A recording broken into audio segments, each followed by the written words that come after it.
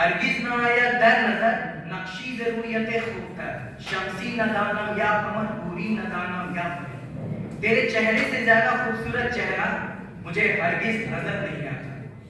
تیرے سامنے سورج، چاند، حور اور پری کی کیا حیثیت، یعنی تو چاند اور سورج سے زیادہ روشن اور حور اور پری سے زیادہ نازک اور حسین ہے۔ آفاق را گر دیدم مہرے بتان ورزیدم، بسیار خوبان دیدم اما تو چیزیں دی گئی۔ میں دنیا کی تمام سمت اور گوشوں میں گھما پھرا ہوں، میں نے بہت سے حسین لوگوں سے محبت اختیار کی ہے، میں نے بہت سے حسین دیکھے ہیں، لیکن تو کوئی اور ہی چیز ہے، یعنی تو دنیا بھر میں منفرد اور لاسانی حسین معشوق ہے۔ ای راحت و آرام جان یا قد چون سروے روان، زنسان مرم دامن کشان کارام جانم بھی بری۔ اے میری جان کی راحت، اے میری جان کے آرام، تو اپنے چلتے پھرتے سر و قد کی طرح اپنا دامن پھیلائے، اس طرح مت ٹہل، کیونکہ اس طرح تو میری جان کا امن اور سکون چھین کر لے جائے۔ عزم تماشا کر دے، آہنگ صحرا کر دے، جانو دل ماں بردے، ایک نست رس میں دل بھائی۔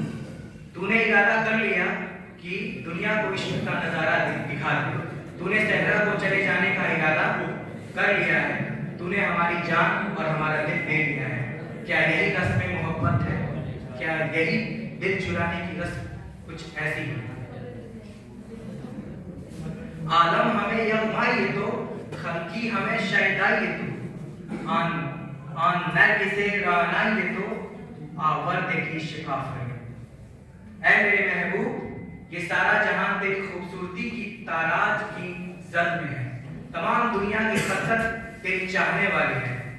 تمہاری خوبصورت نرگس جیسی گستاخ آنکھوں نے عاشقوں کو بے قابو کر دیا ہے، یعنی تو نے اپنے حسن و دلکشی کی بنا پر پوری دنیا کو لوٹ لیا ہے۔ تیری آنکھوں نے عاشقوں کا ایمان لوٹنے والی اداؤں کو اختیار کر لیا ہے۔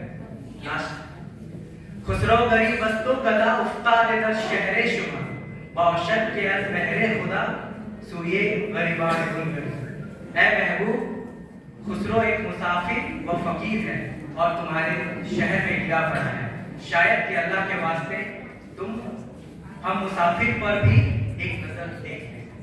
اسی کے ساتھ میں اپنی بات ایک شعر کے ساتھ ختم کرنا چاہتا ہوں۔ من تو شدم تو من شدی، من تن شدم تو جا شدی، تا کس نگوید بعد از این که من دیگرم تو دیگر۔